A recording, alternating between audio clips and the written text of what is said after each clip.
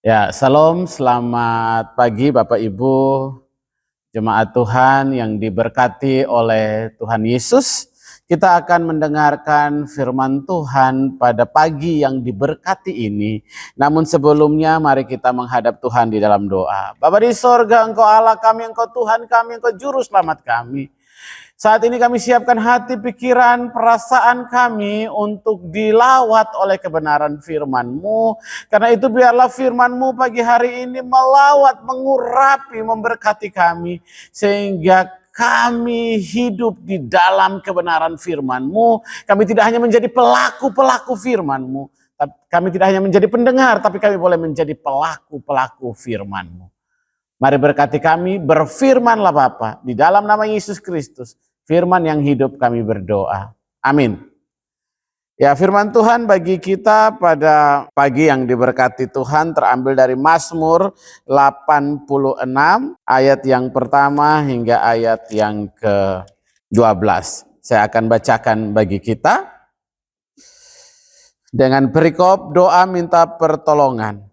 Doa Daud, sedangkanlah telingamu ya Tuhan, jawablah aku, sebab sengsara dan miskin aku. Peliharalah nyawaku, sebab aku orang yang kau kasihi. Selamatkan hambamu yang percaya kepadamu. Engkau adalah Allahku, kasihilah aku. Ya Tuhan, sebab kepadamu lah aku berseru sepanjang hari. Buatlah jiwa hambamu bersukacita, sebab kepadamu ya Tuhan kuangkat jiwaku. Sebab engkau ya Tuhan baik dan suka mengampuni dan berlimpah kasih setia bagi semua orang yang berseru kepadamu. Pasanglah telinga kepada doaku ya Tuhan dan perhatikan suara permohonanku. Pada hari kesesakanku aku berseru kepadamu, sebab engkau menjawab aku. Tidak ada seperti engkau di antara para Allah ya Tuhan, dan tidak ada seperti apa yang kau perbuat. Segala bangsa yang kau jadikan akan datang sujud menyembah di hadapanmu ya Tuhan, dan akan memuliakan namamu. Sebab engkau besar dan melakukan keajaiban-keajaiban, engkau sendiri saja Allah. Tunjukkanlah kepadaku jalanmu ya Tuhan, supaya aku hidup menurut kebenaran-Mu. Bulatkanlah hatiku untuk takut akan namamu. Aku hendak bersyukur kepadamu ya Tuhan, Allahku, dengan segenap hatiku, dan memuliakan namamu untuk selama-lamanya. Saudara-saudara yang dikasihi Tuhan, demikianlah pembacaan firman Tuhan yang dikatakan berbahagia ialah mereka yang membaca, merenungkannya, dan mau melakukannya dalam kehidupan setiap hari. Haleluya. Saudara-saudara yang dikasihi oleh Tuhan Yesus, setiap orang pasti memiliki berbagai macam persoalan dan kehidupan. Tidak ada manusia yang steril dari berbagai macam masalah.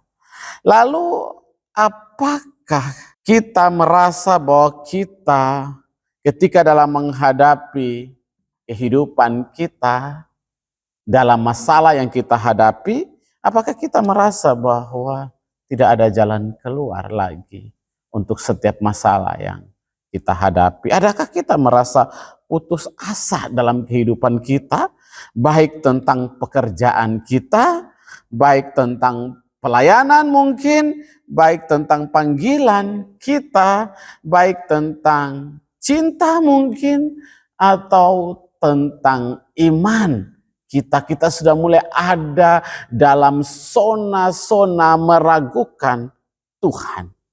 Karena makin banyaknya problem dalam kehidupan kita.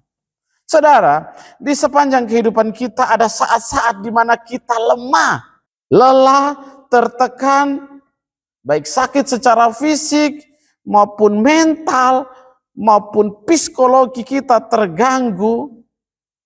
Maka saya mau katakan bahwa kita perlu hati-hati. Karena dalam situasi-situasi seperti itu, banyak kita dalam keadaan yang rapuh, baik secara pribadi kita maupun secara iman kita. Kita perlu hati-hati karena pada situasi kita dalam kondisi rapuh, kita harus ingat bahwa iblis bisa mengambil keuntungan dengan berbagai kelemahan tersebut untuk mulai membuat kita menjauh dari Tuhan. Membuat kita mulai meragukan adakah Tuhan di dalam kehidupan kita atau tidak. Membawa kita mulai bergeser jauh daripada Tuhan. Saudara, mestinya pada saat itu kita harus makin dekat dengan Tuhan. Karena itu penting dalam situasi itu untuk terus dekat dengan Tuhan. Terlebih dalam doa. Saya kalau tidak salah ingat bahwa bulan September adalah bulan doa di GKMI. Karena itu pada hari ini saya mau bilang bahwa berdoa itu penting dalam kehidupan beriman kita sebagai orang Kristen. Terlebih dalam keadaan, tidak hanya dalam keadaan senang maupun keadaan susah, tapi dalam segala situasi kita perlu berdoa.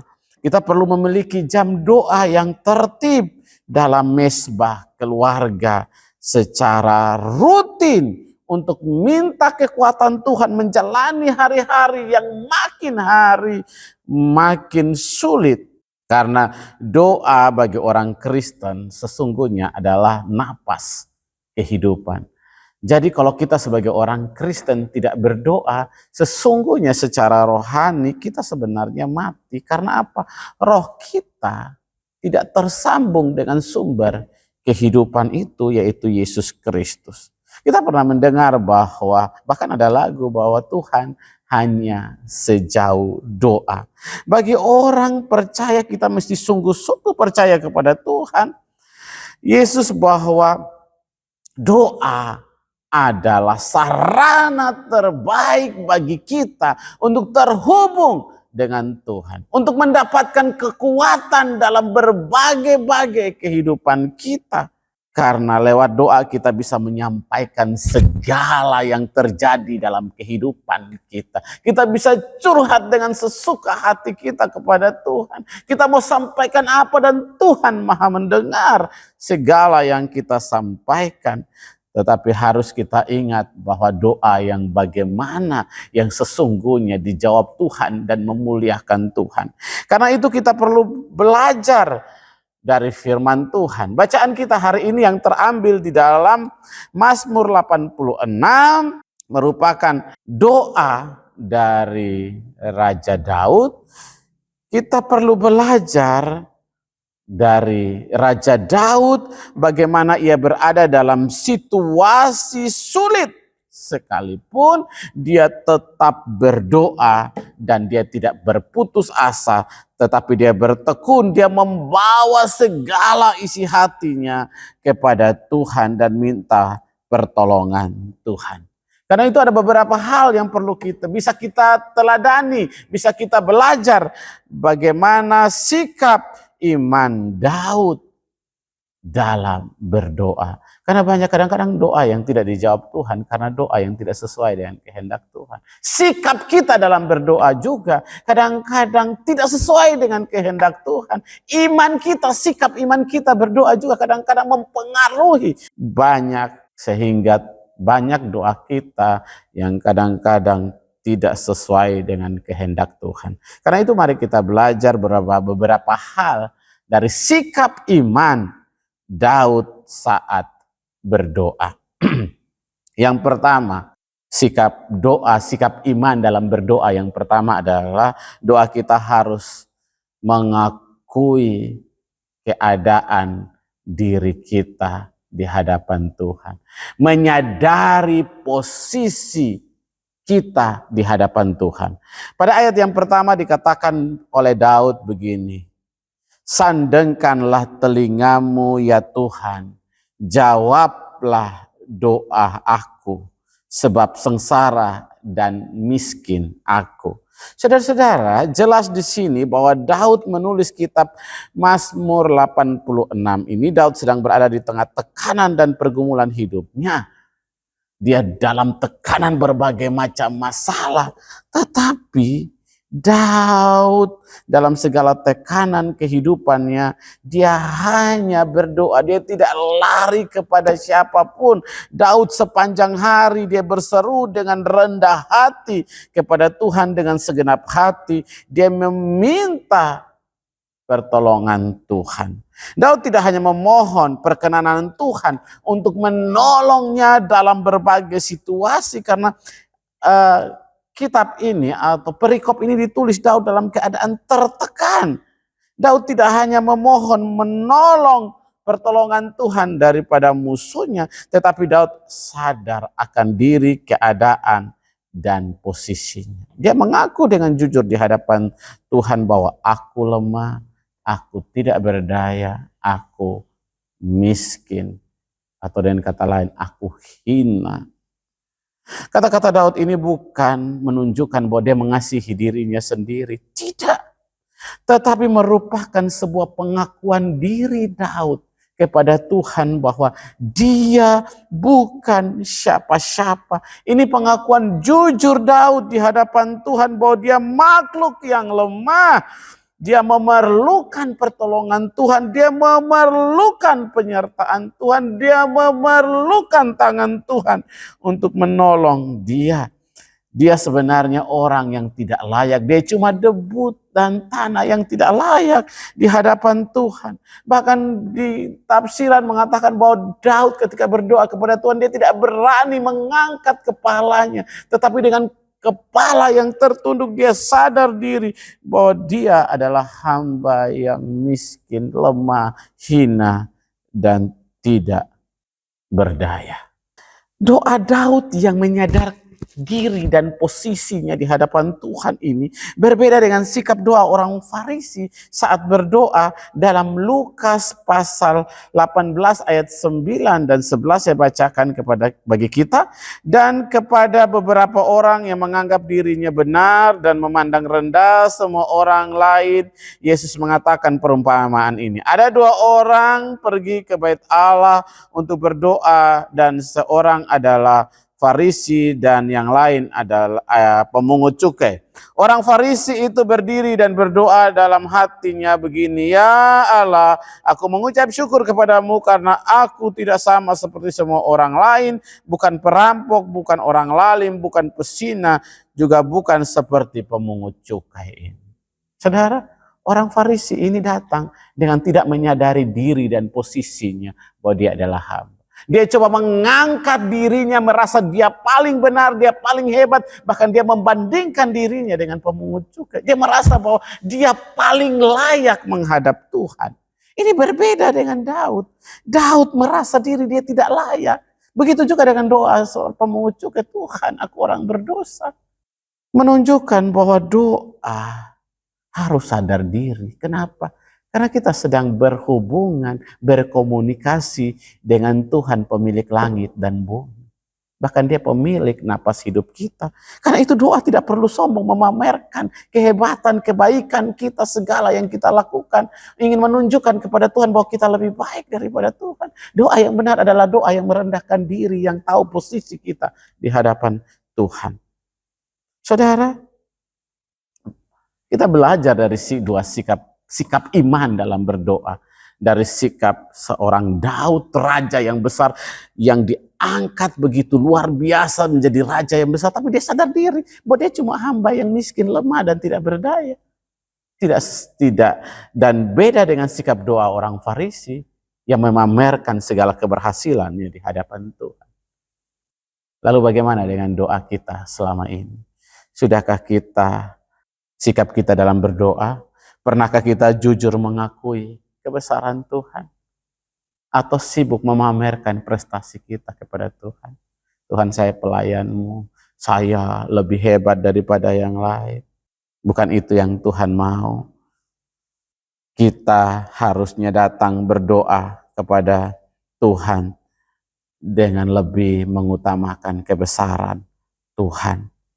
Kita harus jujur mengakui di hadapan Tuhan bahwa kita orang yang lemah, kita butuh pertolongan Tuhan. Ingat bahwa doa adalah komunikasi kita dengan Tuhan. Karena itu kita adalah hamba yang tidak berdaya. Ini merupakan pengakuan. Kita perlu mengakui diri di hadapan Tuhan. Siapakah aku ini Tuhan? Jadi biji matamu. Karena itu doa perlu kerendahan hati di hadapan Tuhan. Doa Daud adalah doa yang merendahkan hatinya di hadapan Tuhan. Bahwa dia cuma hamba. Mari kita koreksi sikap doa kita kepada Tuhan. Sudahkah kita merendahkan diri kita saat kita berdoa kepada Tuhan? Yang kedua, bagaimana sikap iman Daud ketika berdoa? Daud percaya kepada kasih dan kebaikan Tuhan. Kita bisa baca di ayat 2 sampai ayat yang kelima. Pelihara nyawaku sebab aku orang yang kau kasihi. Selamatkan hambamu yang percaya kepadamu, engkau adalah Allahku, kasihilah aku ya Tuhan, sebab kepadamu lah aku berseru sepanjang hari. Buatlah jiwa hambamu bersuka cita, sebab kepadamu ya Tuhan, ku angkat jiwaku, sebab engkau Allah yang baik dan suka mengampuni, berlimpah kasih setia bagi semua orang yang berseru kepadamu. Jelas dalam doa ini kita melihat bahwa Daud sungguh-sungguh percaya kepada Tuhan, bahwa Tuhan yang dapat memelihara hidupnya dari berbagai masalah. Saudara, banyak kali Daud itu menghadapi banyak serangan dari musuh. Dan dia percaya dalam doa, dia mengatakan bahwa Tuhan yang memelihara hidupku. Daud percaya bahwa hanya Tuhan yang menolong dia. Tuhan, engkaulah penolongku. Daud ingat kasih setia Tuhan, bagaimana Tuhan menolong dia ketika dia masih menjadi seorang gembala yang mengembalakan kambing domba orang tuanya. Maut bisa saja datang kapan saja untuk merenggut nyawanya. Tapi Tuhan penolong. Itu yang dia ingat, Tuhan menolong dia ketika dia masih gembala. Bahkan kalau sampai dia raja juga Tuhan yang menolong dia. Tuhan menolongnya dalam lembah kekelaman. Mazmur 23 dikatakan bahwa ayat yang ke-6, sekalipun aku berada dalam lembah kekelaman, aku tidak takut bahaya. Kenapa? Gada dan tongkatmu menunjukkan bahwa Daud pernah ada dalam situasi paling tidak sulit, paling tidak baik, paling tidak mengenakan, dan dia mengingat bahwa kalau dia masih ada sampai hari di mana dia menulis ini, karena kasih setia Tuhan yang luar biasa atas kehidupannya. Bahkan Daud juga percaya bahwa berkali-kali dia ada dalam kematian, di ambang kematian. Beberapa kali Raja Saul karena kejengkelannya, dia ingin membunuh Daud dengan melempar tombaknya, dengan panahnya. Tapi Tuhan meluputkan dia dari maut. Sehingga dia mengatakan bahwa besar kasih setia Tuhan dalam kehidupannya. Daud juga jujur bahwa Tuhan Maha Pengasih dan Maha Pengampun. Mengapa Daud mengatakan begini? Karena Daud mengingat selama ini dia banyak sekali buat dosa. Dia sadar diri bahwa dia pernah merebut Batseba dari suaminya Uria. Bahkan Uria sengaja ditaruh dalam medan perang paling depan supaya dibunuh mati, supaya dia bisa bebas mengambil istrinya. Kadang kan dia lupa sampai Yonatan datang menegur akan segala dosa. Mestinya dia mati karena dosa-dosanya. Tapi kalau dia masih ada sampai hari ini, Daud mau mengakui bahwa kasih setia Tuhan luar biasa. Pengampunan Tuhan tidak ada batasnya. Tuhan itu panjang sabar, penuh dengan kasih setia. Karena itu dalam doanya Daud tidak lupa mengatakan kebesaran Tuhan. Kasih setia Tuhan yang penuh dalam kehidupannya, menyelamatkan dia, meluputkan dia, menolong dia. Saudara, doa Daud ini mengajarkan untuk mengoreksi bagaimana sikap kita dalam berdoa. Pernahkah kita jujur mengakui kebesaran Tuhan di dalam doa kita? Atas kebaikan, kasih setia Tuhan yang luar biasa dalam hidup kita. Berkali-kali kasih setia Tuhan luar biasa bagi kita. Bahkan kita pernah ada dalam situasi tidak berdaya. Beberapa kali mungkin kita dalam keadaan sakit tidak berdaya. tapi Tuhan menyembuhkan kita. Kadang kita dalam keadaan terpuruk, baik secara ekonomi, mungkin kondisi kesehatan, dalam ambang-ambang kebangkrutan, dalam situasi kekurangan, kemiskinan, bahkan di ambang kematian, pertolongan Tuhan datang tepat pada waktunya. Pernahkah kita bersyukur untuk semua itu? Atau kita lupa akan segala kebaikan Tuhan, kasih setia Tuhan yang luar biasa? Daud memulainya dengan mengucapkan betapa banyak kasih setia Tuhan dalam kehidupannya yang tidak bisa dia balas satu persatu di hadapan Tuhan. Saya pikir sampai hari ini kalau kita masih ada, menunjukkan bahwa kasih setia Tuhan tidak pernah meninggalkan kita. Belajarlah bersyukur untuk segala yang Tuhan lakukan di dalam kehidupan kita dari hari ke hari. Bersyukur bukan hanya dengan kata-kata, tapi dengan perbuatan kita, doa kita, kita mengucap syukur, tapi hidup kita juga belajar untuk bersyukur, supaya relevansi antara doa yang kita ucapkan dengan sikap hidup kita yang mengakui kebesaran Tuhan.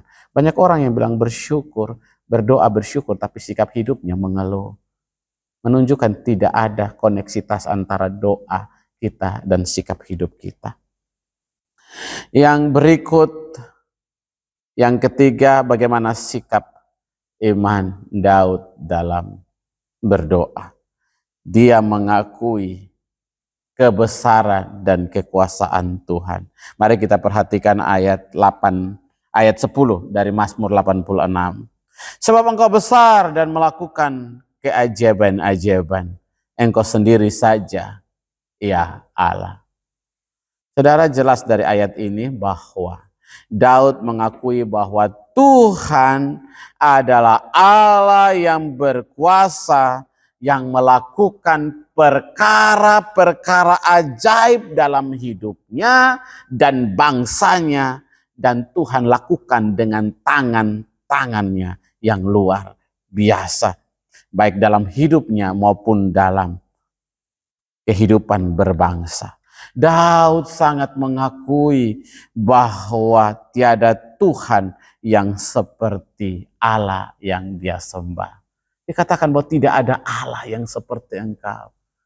Engkau Allah yang besar, melakukan keajaiban yang besar. Ini menunjukkan bahwa Daud sadar betul bahwa Tuhan yang dia sembah adalah Tuhan yang besar. Tuhan yang sungguh-sungguh adalah pemilik langit dan bumi. Tuhan yang menciptakan segala makhluk yang ada di bumi ini. Dia Allah yang besar, perbuatannya besar dalam kehidupan. Tuhan yang menolong bangsa Israel berkali-kali dalam peperangan. Kadang-kadang dilihat secara strategi peperangan, bangsa Israel ini kadang-kadang bangsa yang kecil. Tapi berkali-kali ketika Daud memimpin bangsa ini dalam berperang, mereka keluar sebagai pemenang. Apakah mereka yang hebat, mereka yang besar, mereka yang mampu melakukan perkara-perkara ajaib ini? Tidak, Daud mengakui bahwa cuma Tuhan Allah yang besar. Allah yang dia sembah adalah Allah yang besar, Allah yang perkasa, Raja yang ajaib. Karena itu dalam doanya Daud berkali-kali memuji-muji kebesaran Tuhan. Engkau Allah yang baik, engkau Tuhan, engkau Raja. Saudara, ini sikap hati yang tahu posisi bahwa dia cuma alat di tangan Tuhan. Dia cuma debu dan Tuhan Allah yang perkasa. Dia tidak sedang mencuri kemuliaan Tuhan dan kebesaran Tuhan. Bagaimana dengan doa kita? Terkadang dalam keadaan yang sukar, kita kadang-kadang berdoa hanya fokus pada masalah yang kita hadapi. Sering kadang-kadang kita datang kepada Tuhan, kita bilang, Tuhan, masalah ini terlalu besar. Tuhan, masalah ini tidak mungkin saya bisa menghadapinya, Tuhan. Masalah ini terlalu sangat berat. Kadang-kadang kita merasa bahwa ini akhir dari perjalanan hidup kita. Masalah ini menjadi kiamat atas hidup kita. Sampai kadang-kadang kita lupa bahwa Tuhan yang kita sembah adalah Tuhan yang besar. Kita kadang-kadang lupa bahwa Allah yang kita sembah adalah Allah yang besar. Dan dia lebih besar dari masalah-masalah yang kita hadapi. Kadang-kadang kita merasa bahwa masalah itu terlalu berat. Padahal Tuhan berkata bahwa pencobaan-pencobaan yang kamu alami adalah pencobaan-pencobaan biasa yang tidak melebihi kekuatannya. Karena itu ketika dalam masalah, jangan melihat masalah itu terlalu besar dan mengecilkan posisi Tuhan, bahwa Tuhan itu adalah Allah yang besar. Karena itu dalam doa kita, perlu dengan jujur kita mengakui Tuhan, kami ada dalam masalah. Tapi kami percaya bahwa Tuhan lebih besar dari masalah yang kami hadapi. Karena itu kami percaya masalah apapun, kami percaya di dalam nama Tuhan. Masalah itu tidak akan menggoyahkan iman kami. Karena itu doa, sikap doa kita, hal ini mengoreksi kita dalam berdoa. Saudara kita, ketika kita berdoa, kita harus mengakui dalam doa bahwa Tuhan yang kita sembah adalah Tuhan yang besar dan berkuasa. Tuhan yang sanggup melakukan hal-hal besar lebih daripada masalah kita. Hal ini bermakna bahwa kita yakin dan percaya bahwa Tuhan dapat menyelamatkan kita dari masalah kita. Tidak ada yang mustahil bagi Tuhan yang berkuasa atas setiap kehidupan kita. Yang terakhir, saudara, Daud sikap imannya adalah memohon Tuhan untuk mengubah dan mengajarkannya tentang kehendak Tuhan di dalam hidupnya. Mari perhatikan ayat 11. Tunjukkanlah kepadaku jalan-Mu ya Tuhan, supaya aku hidup menurut kebenaran-Mu. Kuatkanlah hatiku untuk takut akan nama-Mu. Saudara, ayat ini kita lihat bahwa Daud tidak sekedar berdoa supaya masalahnya selesai.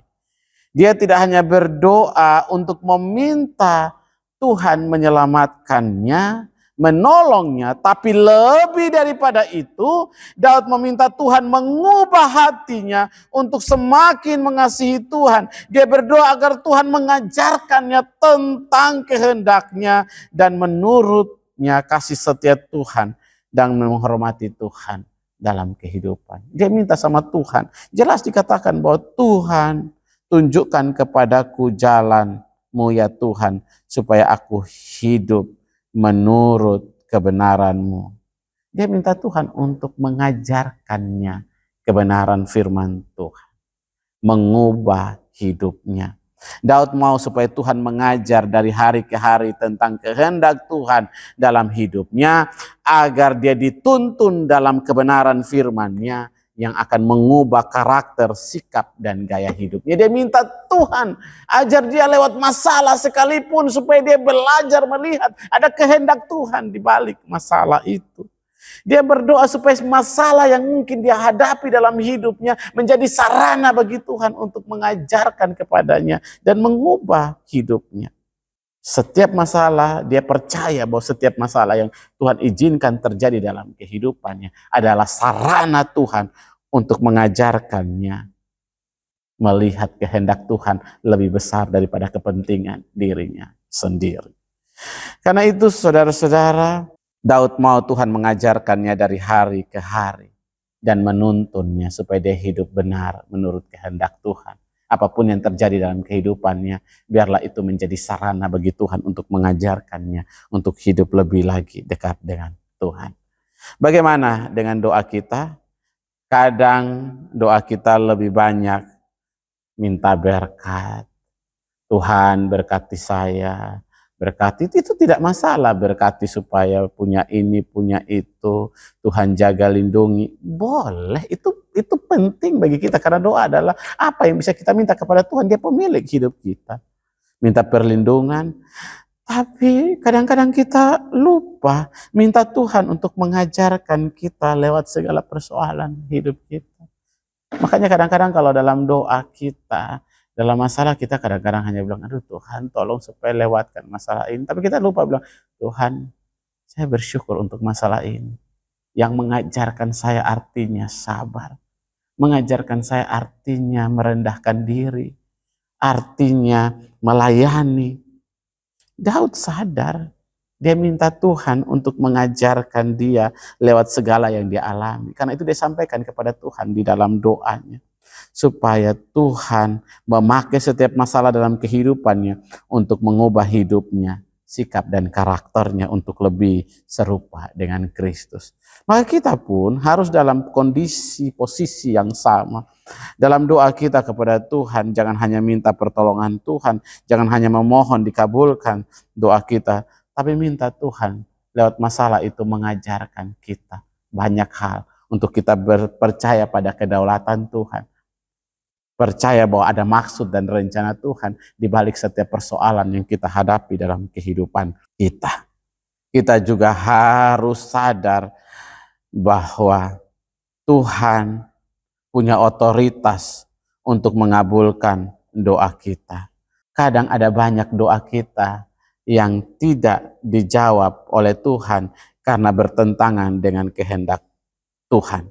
Tapi teruslah percaya sekalipun banyak doa kita yang belum dijawab oleh Tuhan, bahwa Tuhan punya cara.